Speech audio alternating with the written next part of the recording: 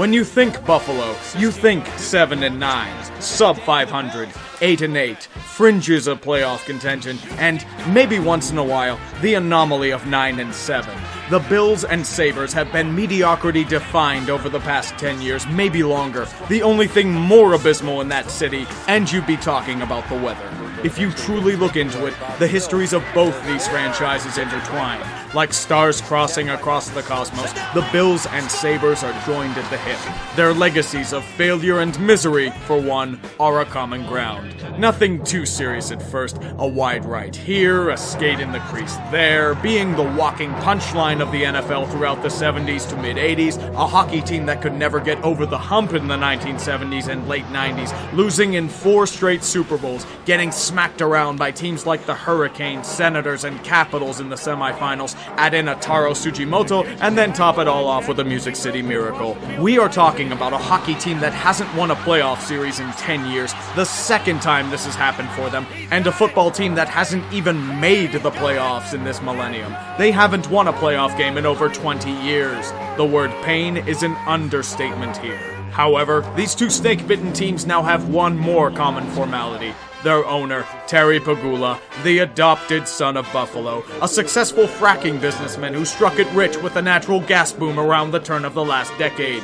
When he gathered investors to help him buy a Sabres team on the verge of moving, it was a sudden glimmer of hope. Here was this team's savior, a man who is going to bring championships to the city of Buffalo for the first time since the 1960s. At the time, the Sabres were a team on the downturn. Their stars of the past decade were on the wrong side of 30, and there wasn't much in the pipeline to help them out. Thus, he leans on longtime GM Darcy Regier to guide him to this goal. Regier knew that Pegula wanted to make Buffalo proud. You know who won't make the city proud? Lindy Ruff. Get axed for the future and Ron Ralston.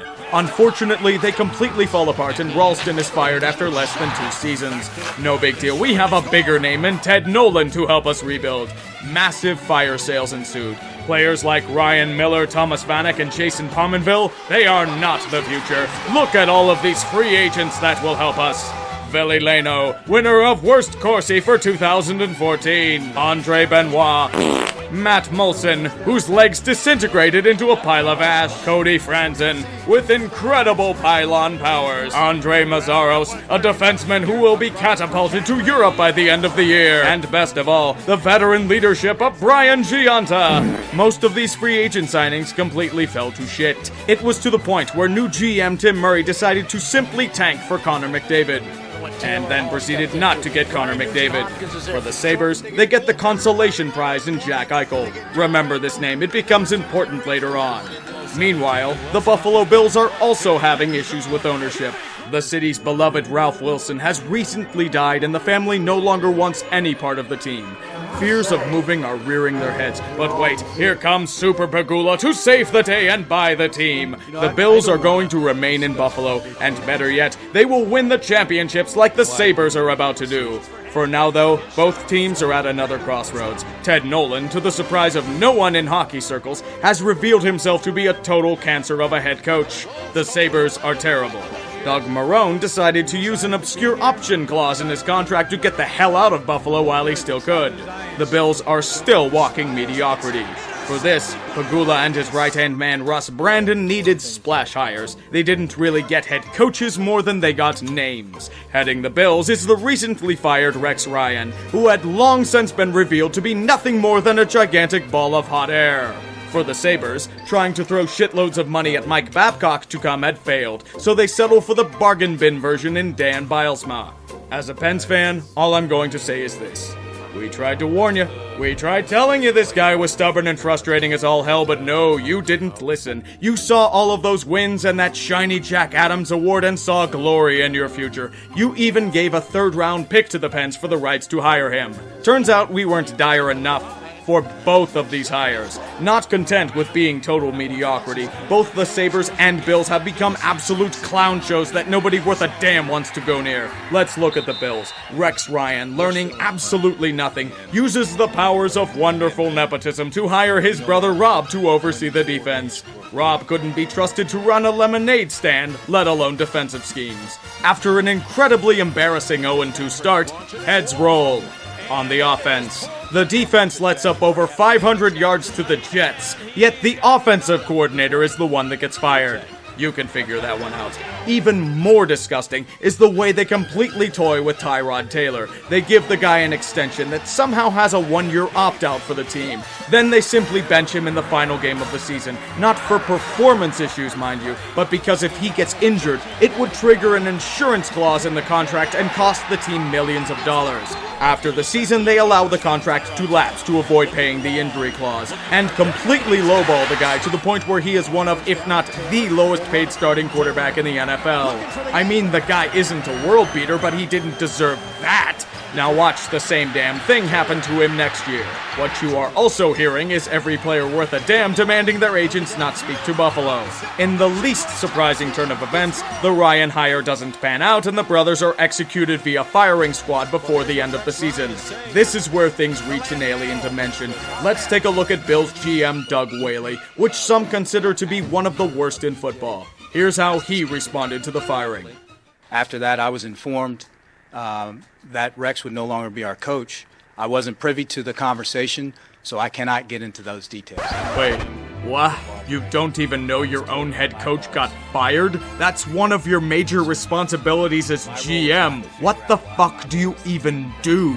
Are you just a puppet for Russ Brandon, the Pegulas, or both? Like, how is this even possible? A guy who beat Doug Marrone in a power struggle a few years ago has suddenly lost the ability to even take a piss without getting ownership approval. The Bills made another hire shortly thereafter in Sean McDermott, a first-time head coach who was given total control over team operations, effectively putting Whaley on a melting sheet of ice. McDermott made all of the drafting decisions, and then the Bills promptly axed the GM and entire scouting staff the day after the draft. The rest of the league responds with a combination of laughter and pity.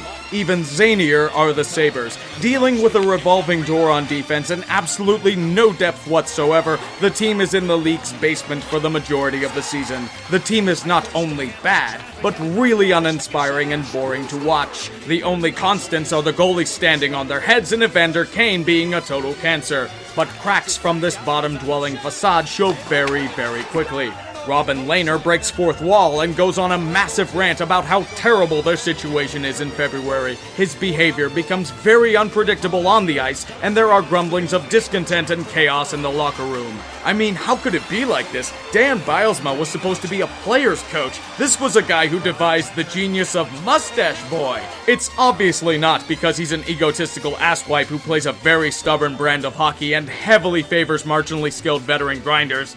It's what we tried to tell you. His record in Pittsburgh was buoyed by some of the best talent in the game. The Jack Adams Award is fucking useless. But to see this out of him? That was rather surprising, but they won't fire the guy after only 2 seasons. Sure, it seems like the Sabres may have been the mystery team to try and hire Claude Julien, but Pegula won't pay out the salaries of 3 head coaches. What's that you say? Our rising star Jack Eichel is complaining that he's about to demand out of Buffalo if things don't change? By the good Lord's graces, Pegula can't have that happen to their future. It's time for the Sabres to clean house. Bilesma and Tim Murray are fired in one fell swoop. Ironic how the consolation prize for trying to tank for McDavid was actually the guy that got the GM fired. Oh, how do we try and digest all of this information? Terry Pegula is kind of a weird figure in my mind. On one end, the man is the only reason why one or both of these teams are still in Buffalo to begin with. On the other spectrum, the man is absolutely inept as a sports owner. The man thinks big names are the key to success, and then is extremely quick to pull the firing trigger when situations get the slightest bit hairy. The man promised incredible riches of championships, but learned nothing from the Mikhail Prokhorov debacle with the Nets.